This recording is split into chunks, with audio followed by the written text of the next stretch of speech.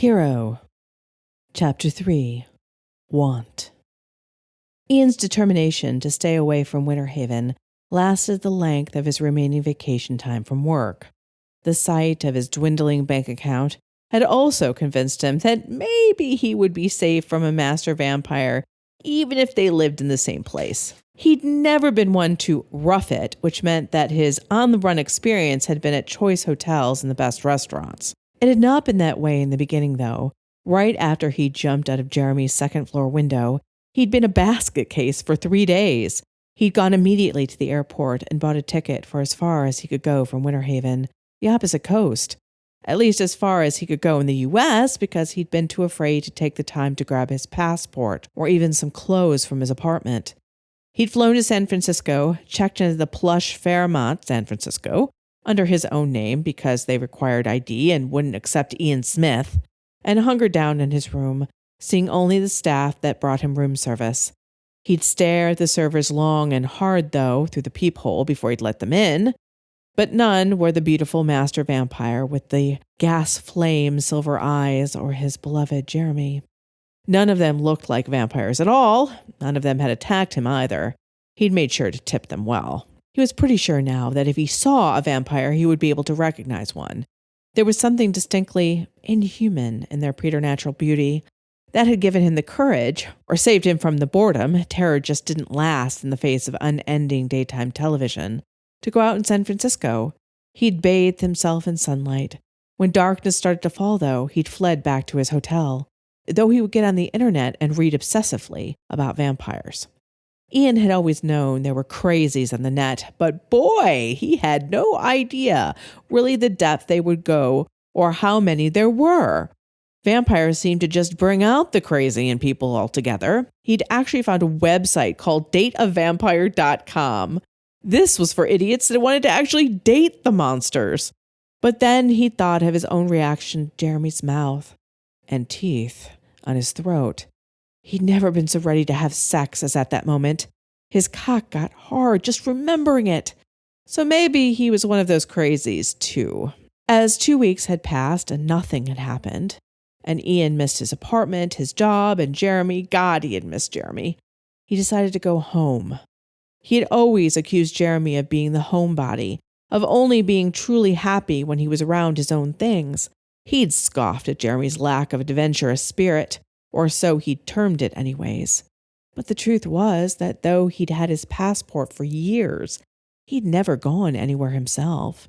It was just to have it, as if it were an accessory to show that he was worldly and wise. But he wasn't. He wasn't a lot of things. So he crept back to Winter Haven, back to his apartment and his job. He avoided going near Jeremy's house, but other than that, he'd slipped right back into his old routine. He'd expected to be jumped and feel teeth at his throat at any moment.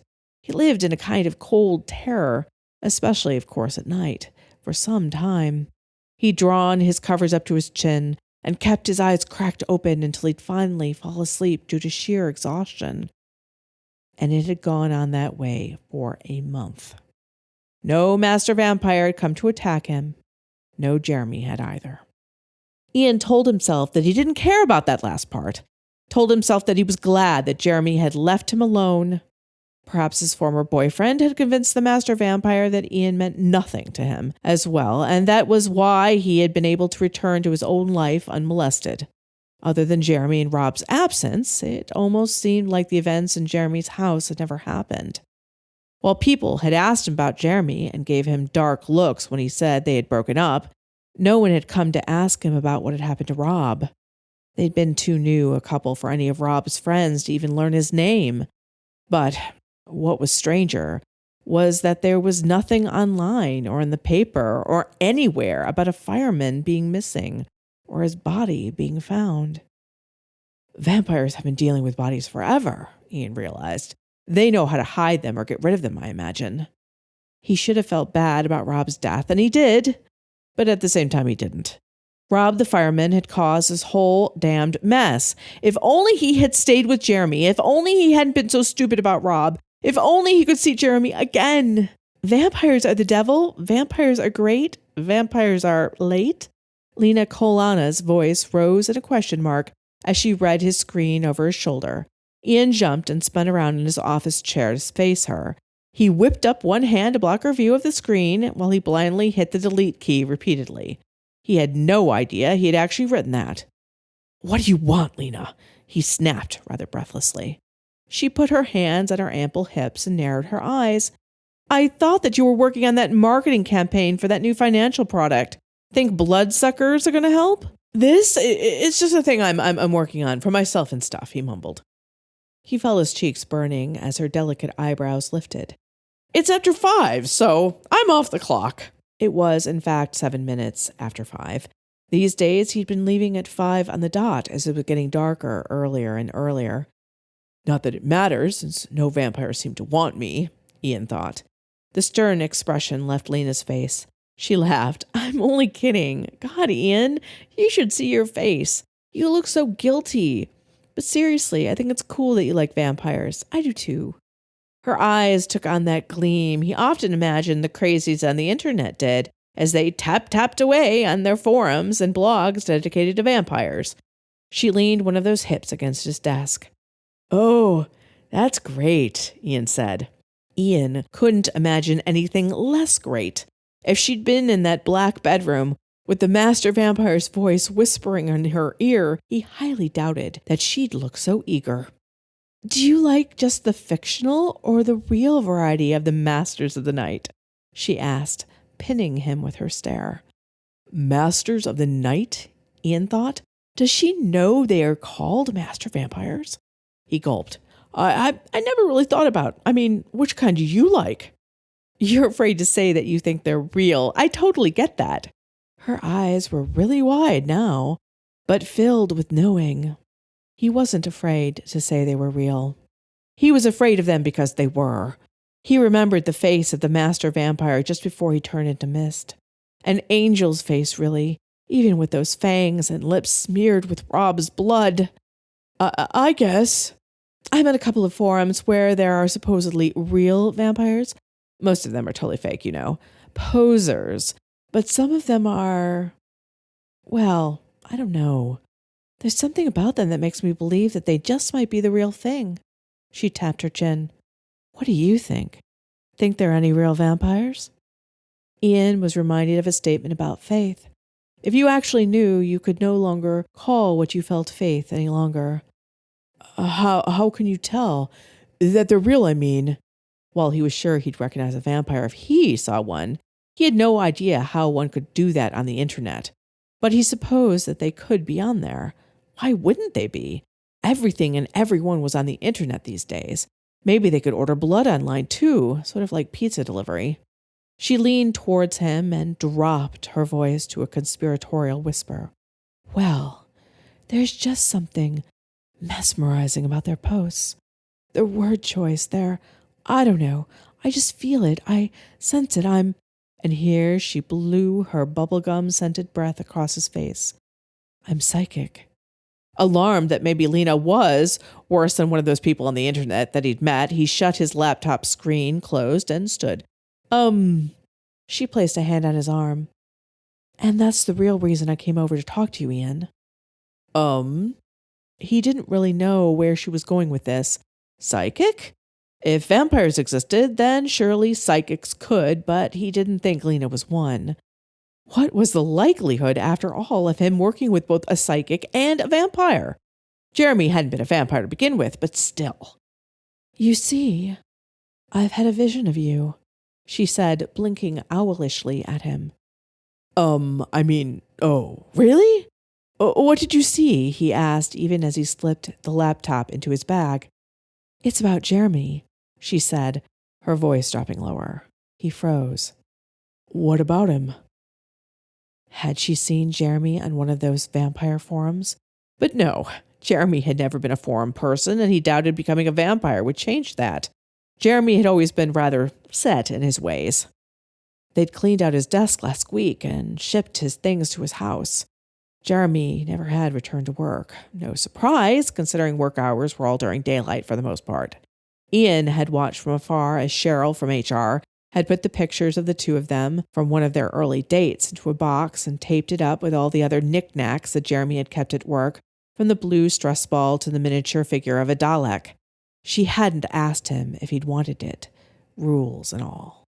Ian's heart had fallen into his feet when he saw the box carried out. Would Jeremy ever see the box's contents again? Would he hold the picture of them and remember how his life used to be? Would he miss that life? Or was his one as a vampire so much better? Lena pressed a plump hand to her forehead, breaking him out of his thoughts. She had several metal bracelets on her wrist that clinked together. I saw you standing in a pool of light from a lamppost, I think. And Jeremy was just outside that circle of light. He wanted you to join him in the darkness. Ian's heart started to thump heavily in his chest. And what did I do? She brought her hand down and blinked at him again. I don't know. That's all I saw. You haven't heard from Jeremy, have you? No, not in a while, he said, his mouth rather dry. I hope that he's doing okay. I mean, the darkness in my vision could represent Jeremy's uncertainty about his direction in life, but thanks so much for telling me that, Lena. But I have to go. We can talk later. He grabbed up his laptop bag and practically raced out of the office. He heard her call after him, something about her handle on one of the forums, but the outside door to the office thankfully shut and blocked her out. He knew what the vision meant. Jeremy was in darkness because he was a vampire, and Ian was in the light because he wasn't a vampire, not yet. But Jeremy was going to offer him the chance of being a vampire again. That had to be what the vision meant. He stood there in the deepening gloom, breathing in the fall-scented air, thinking about this. Jeremy is going to ask me to become a vampire again. But didn't the master vampire say he was too young to do it? Not strong enough? And didn't that little bastard say he wouldn't make me one? That Jeremy was his? Ian slowly headed to his car. He slung his computer in the passenger seat before sliding behind the wheel. He sat there for long moments, not thinking anything, as he watched the sun slip beneath the horizon, the red gold glow reflected in the glass windows of his office. I should go home, Ian thought. I really should go home. I shouldn't just sit here. He turned the keys in the ignition, but he did not head home. He drove to Jeremy's house. Ian parked in the exact same spot he had when he'd come here with Rob the fireman 6 weeks ago. Jeremy's house again was silent and dark. The curtains were still drawn and clipped shut from what he could see. No lights were on in the house. It looked deserted. There were some changes, though. Jeremy's Jeep Cherokee was no longer in the driveway. The garage door was shut, so it could have been in there. Or maybe Jeremy had gone out. Driving around and looking for necks to feed off of, Ian thought. Ian felt a burst of jealousy. If Jeremy was going to feed off of anyone, it should be him. That was mad, of course. He knew it was. He likely couldn't feed Jeremy alone. How much blood did vampires need, after all? He had no idea. He hadn't thought to check the internet on this point. Who knows if it could be correct in any case? I'll find out, he thought. I'll ask Jeremy tonight. He got out of the car. With a deep breath, he tugged the bottom of his jacket down and headed towards the door. The cracked walk, one he'd strode over countless times, was as familiar to him in moonlight as daylight. He and Jeremy had carried groceries and books and furniture along this path and up these steps to the front door. The front door that he was now standing in front of. Should I knock? Ian wondered. Use my key? Just go in? He imagined opening the door and seeing the beautiful yet demonic face of the master vampire. The vampire had looked all of 18 years old, not more than a child, really, but there had been no denying the age in those silver jet blue eyes. The thought of them being just a few inches of wood distant from the devil child had him hesitating with his hand on the screen door. They are not in. A male voice, rich with amusement, came from behind him. But they'll be back. Ian spun around and slipped off the concrete top step. The figure wielding the voice caught him by the front of his jacket and pulled him back. He would have ended up on his ass, and he should have been grateful, but he'd just gotten a look at the man that saved him. The man, it was a man, he could tell that from the voice and figure, was dressed in black armor with a hood fully covering his face. Ian stumbled back in shock and fear. The armored figure lightly caught him with a black leather-gloved hand and set him to rights again. My, Ian, you must be more careful. The figure held up one leather-clad finger. Though really, you're here, a place where you know danger lies. So being careful really isn't your thing. The screen door shuddered as Ian shrank back from the figure. Who are you? Another vampire? He had to be a vampire. No one else could dress like that outside of cosplay. The figure wagged that finger at him. A human not enthralled by us is not to know about our existence. But if they do, and are not claimed by a vampire, they must die. Die! Ian squeaked. The figure spread his arms wide. How else have we kept our existence a secret for so long, Ian? Asking nicely, hoping people keep their promises to say nothing. That male, beautiful voice rolled with laughter. He put one black-clad hand around his back, while the other continued to wave and gesture gracefully through the night air. What is that saying about a secret? That it'll stay secret so long as the second person's dead. We found that to be true. But I haven't told anyone, Ian said. I've known for weeks and said nothing. The figure merely laughed again. That rich, rolling laugh. 6 weeks, and you think you deserve a medal. Really, even for a mortal, that's quite a pathetic time frame. Though in this culture of immediate gratification, perhaps 6 weeks is something to be celebrated. It is the reason you have not been taken care of before now. You've been watching me? Ian asked. I mean, you know my name. I know everything. Ian's mouth was as dry as dust now. What's yours? Your name, I mean. Ian, I wear a hood that is magically spelled to never reveal my face. You think I'm going to just tell you my name? Point taken. But surely I have to call you something, Ian pointed out. Getting a name out of this vampire might establish a rapport between them. It might make it harder for the vampire to kill him. It was a thin thread to hold on to, but he grasped it with both hands. The vampire leaned forward, and despite Ian's nose being inside the hood, he truly could not see anything of the vampire's face. He did feel his breath, strangely cool and clean, as the vampire whispered, What makes you think that you'll be around long enough to use it? Jeremy, where are you? Ian thought. I need you. Ian stammered. I'm sure, really, that I'm going to... Jeremy's going to claim me. I know it, and I really won't tell. I want to be one of you. The figure cocked his head to the side. Ian wished he could see his face. If I had a penny, no, half a penny, every time a mortal asked to be turned, I would be incredibly rich, ridiculously rich. I would have all the pennies there are in this world, and all the ones to come. The vampire answered him. Oh, so I'm not the first person who has asked? No, Ian, you are not. The vampire sounded amused as he added, and it doesn't work that way, I'm afraid. I don't expect simply by asking they'll be made one, but Jeremy... No, Ian. You don't understand at all. The fact is that Jeremy is a rare case.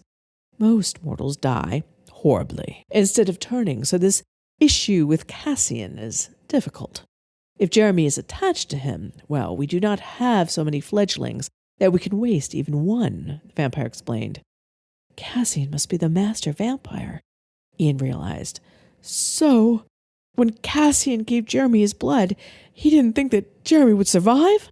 Ian said softly as he realized what this vampire was saying. Exactly. You understand now. We only try to turn those on the verge of death. We do not drain them down and then try to turn them randomly because of the horrors for those that don't survive it. The vampire's voice was rather cool. You care, then, about your victims? Your food? Ian realized then that he had insulted the vampire, but he did not take the words back or apologize. We must. You are what makes existence so interesting. And you, as you said, are our food source. The vampire placed a hand against his chest again and bowed, as if Ian deserved thanks for simply living. Ian realized that the vampire hadn't answered his question about his name, but he wasn't done trying to find things out, and the longer they talked, the less chance he might have of dying. Jeremy could return. So, why are you here? To kill me? To pay a visit on Cassian and Jeremy, or what? Pay a visit. I rather like that. The vampire sounded jovial. So euphemistic, yet so apt. The vampire put his hands behind his back, almost like a professor would when explaining a lesson, as he said, Cassian has been a very bad boy. He seems like a bad person. Yes, he is. And he committed some very bad acts, like killing all the vampires in his house. And that's bad. You're not allowed to kill other vampires. Exactly. And you're here to what? Ian remembered then about Jeremy saying something about jailers. Are you here to take him back to prison? No. I'm afraid that he can't be contained. Not long-term in any case. The vampire sighed. I must put a permanent end to the problem that Cassian has become. Ian's heart leaped. Cassian was Jeremy's maker. He hadn't seemed to care for the evil master vampire, but still, and if this vampire was going to kill Cassian, why not Jeremy and Ian, too?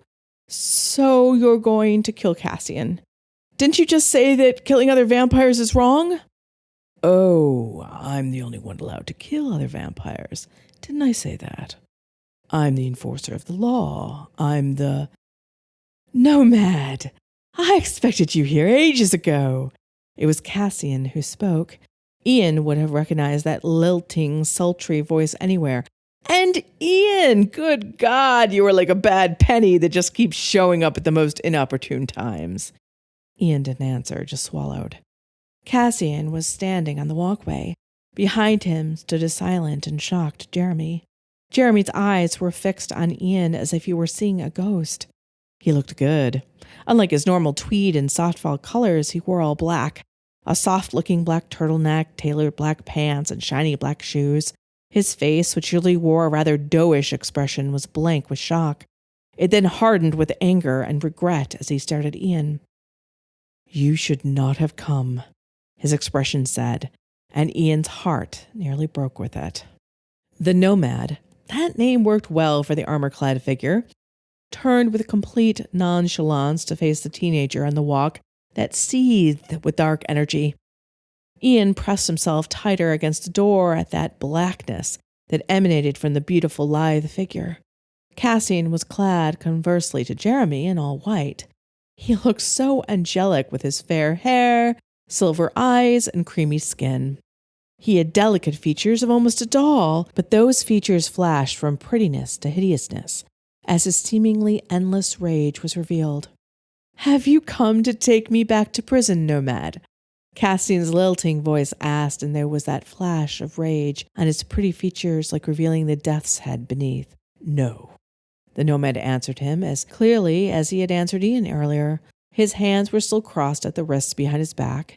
His body was completely relaxed, as if coming to kill another vampire was absolutely not a big deal. I've come here to kill you, Cassian. Cassian laughed. It sounded like breaking glass and scratched across Ian's nerves. Then a grin, a death's head grin, crossed that beautiful face. Good, because I will never be imprisoned again. He launched himself, a blur against the Nomad, his fingers raking the place where the Nomad had stood. Those fingers scraped across the brick front of Jeremy's house and left gouges. Though he had not seen him move, the Nomad was standing, still with hands crossed at the wrists behind his back, now in the middle of the lawn. Cassian, this is pointless, the Nomad said wearily.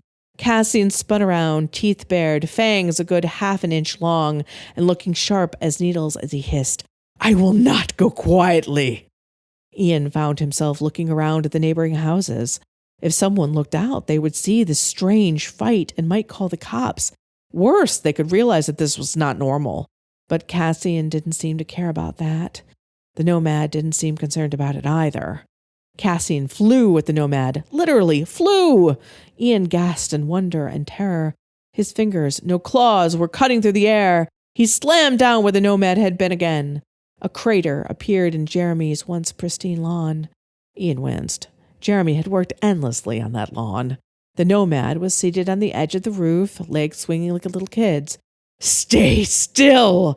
Cassian screamed. Fight me like a man! For goodness sakes, why would I do that when I have such awesome powers? The Nomad laughed. Cassian leaped for him, and the battle continued out of sight on the roof and in Jeremy's backyard. Ian flinched as he distinctly heard the snapping of the fence around Jeremy's garden. It was then that Jeremy came to him. "Ian, what are you doing here?" Jeremy whispered. He grabbed Ian by the shoulders and shook him rather like he was a bobblehead doll. Jeremy, stop shaking me!" Ian demanded, and Jeremy complied. "Thank you. I can't think when you're doing that." "You don't need to think, you need to go." Jeremy started pulling him towards his car. "You need to get out of here. You can't go home either. You need to really leave this time and never come back. I convinced Cassian not to harm you before, but now—" "Nice job turning into mist, Cassian. That will make it harder to kill you. Or it should, but not for me," the nomad called out jovially. There was more smashing sounds, and Ian was pretty sure that Jeremy's French doors were destroyed. "I'm not sure Cassian is going to survive this," Ian remarked. "Regardless, one of them will," Jeremy said. "Humans knowing about it is forbidden." "Yeah, the nomad told me that," Ian said. "You were talking with him?" Jeremy sounded almost scandalized. "Weren't you afraid?" "Of course I was. Still am, though he seems rather pleasant, I guess," Ian remarked as he heard the nomad laughing and egging Cassian on. "Oh, you almost had me there." "Oh, wait, you didn't. Try harder, Cassian. Try again," the nomad said. They were at the car now, and Jeremy opened the driver's door. Ian shut it. Jeremy opened it again. Ian shut it again. Jeremy opening it and kept it open. No matter how hard Ian tried, he couldn't force it shut. "Ian, enough. No more games. You must do as I say and leave," Jeremy commanded, his eyes flaring that gaslight bluish silver. "I'll only go if you come with me." Ian stopped trying to shut the door. Jeremy was really strong, and that was more of a turn-on than he was willing to admit. "Go with you." Jeremy looked blank as he said those words, as if he didn't quite know what they meant. Or maybe he simply didn't believe them. Ian clutched Jeremy's forearms. "Yes, come with me. I'll keep you safe. We can vampire-proof the apartment and—" "Vampire-proof?" Jeremy quirked a smile at him, the first smile he'd seen from the other man in 6 weeks. He almost looked like himself again. "Yeah, make it safe against sunlight and all that. We could even leave Winter Haven if you want to. I'll work and take care of things, and you do vampire things," Ian babbled. "Just so that we are together. That's all I care about." Jeremy was silent for long moments. The moonlight silvered his hair. His eyes were unreadable, glowing pools of silver. "You came here tonight for me?" Ian nodded. "I made so many mistakes with you, Jeremy. So many. I'm sick at what I did and how I behaved. I love you. I've always loved you. I will always love you, and I threw that away because I'm so stupid and—" Jeremy kissed him. The taste was coppery sweet with a hint of roses. Jeremy's lips were cool but addicting. Jeremy didn't so much as kiss him as claim him. That claiming went on until black spots were appearing before Ian's vision for lack of air. His legs nearly gave out beneath him, but Jeremy held him up after the kiss was broken. Ian took in deep breaths and sagged against Jeremy. "You still love me too," he gasped against Jeremy's chest. "Of course I do. You've always been the one for me," Jeremy admitted almost sadly. "But I can't be with you. I just hurt you in the end, and I couldn't bear that." "Unless he becomes one of us, and perhaps we might be so lucky in finding 2 fledglings that night." It was the nomad who spoke. Both Jeremy and Ian's heads turned. The nomad was striding towards them. Cassian was draped over one of his shoulders casually and easily, as if he weighed no more than a kitten. "Is he dead?" Ian blanched as he asked it. Jeremy merely stood very still, staring at the figure that only moved in reaction to the nomad's movements. "Not yet." The nomad stopped a few feet from them. "Jeremy, you have some tough decisions to make. If it's whether you should kill Cassie or not, I have no problem with you killing him." Jeremy's voice was completely flat. The nomad nodded as if this made complete sense. "That's good. I see it's not bravado either. You really mean it. That's even better, for it will make you bonding with a new master all the easier. I want you bonded before Cassian is dead. It will cause a psychic shock to be less." Jeremy let out a breath that Ian hadn't realized his lover had been holding. "What about Ian?" "That's also really up to you," the nomad said. "I believe he wants to be one of us. I believe he won't tell either way. I also believe that parting the two of you would be a bad idea. I need him, Ian said and held onto Jeremy tighter. I made the mistake of letting him go once. I won't do it again. Please let me stay with him. And Jeremy, do you need Ian too? The nomad asked, and somehow it had the ring of formality to it. I do, Jeremy said without hesitation, and Ian's head fell forward against Jeremy's chest.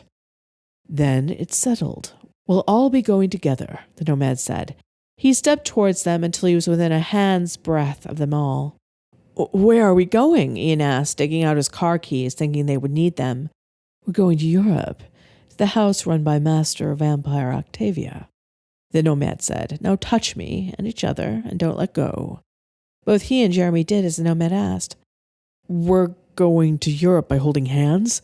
Jeremy asked with that quirked smile Ian loved. Yes, that's exactly what we're doing, the nomad answered.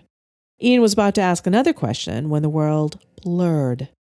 When it reappeared again, they were no longer in Winter Haven. They were no longer outside, and his car keys were useless as the car was nowhere to be seen. Instead, they were in a room drenched in marble. A woman with the most incredible auburn hair was seated on what looked like a throne on a dais, surrounded by a dozen courtiers. Everyone froze at their appearance. Everyone had those gaslight eyes. Everyone in the room was a vampire, except for Ian. Nomad. Octavia, for this had to be her, did not sound happy to see him, though she looked vaguely curious at him and Jeremy. What are you doing here? I've brought you two presents. A new member for your house, and, well, a potential one. The nomad answered as he dipped his head first towards Jeremy and then Ian. Will you accept these gifts? Octavia regarded them for long moments. A slight, if stiff smile appeared on her plush lips as she finally answered, Yes. Yes, Nomad, I will. Jeremy looked down at Ian. He was smiling, but he still looked a little worried as he said, Welcome to the world of vampires, Ian. I hope you don't regret your choice to come with me. Ian hugged him tightly. There was no choice, Jeremy. Being with you is the only place I want to be. And that is the end. Those of you who are not terribly familiar with my vampire work, this is actually based off of the Sanctuary universe. If you read The Vampires Club, you all recall the Nomad, but he's different in this universe. It's a remix of everything. If you are interested, I would recommend reading Sanctuary. Non-members, you can at least read the first few chapters. I think Kat has a longer preview for you. We'd love you to join us. And members, if you hadn't, this is attached to that world. I hope you enjoyed it, and happy Halloween. Take care, guys. Bye. I just wanna love you.